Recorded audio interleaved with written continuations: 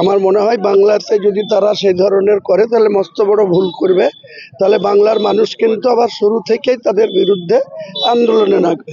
আমাদের মুর্শিদাবাদ জেলায় যদি কোনো মুসলমান সম্প্রদায়ের উপরে ক্ষমতার অপব্যবহার করে কোনো মসজিদ বা কোনো ঈদগাহ বা কোনো কবরস্থান বা কোনো মসজিদ আক্রান্ত হয়, আমরা বসে থাকবো না।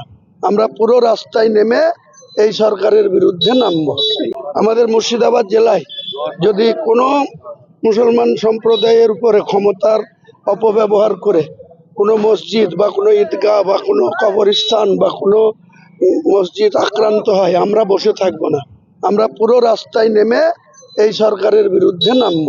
বিজেপি কর্মীদের উপরে 2021 সালের নির্বাচনের পরে যেখানে যেখানে ভায়োলেশন হয়েছিল, বিজেপি কর্মীদের ঘর ছাড়া থাকতে হয়েছিল, অনেকের মৃত্যু ঘটেছিল, সে তুলনায় আমি বলবো বিজেপি ক্ষমতায় এসছে, সেইভাবে কোনো সাধারণ মানুষের উপরে কোনো আক্রমণ হয়নি। যারা অন্যায় করবে তার জন্য তারা ফিডব্যাক পাবে।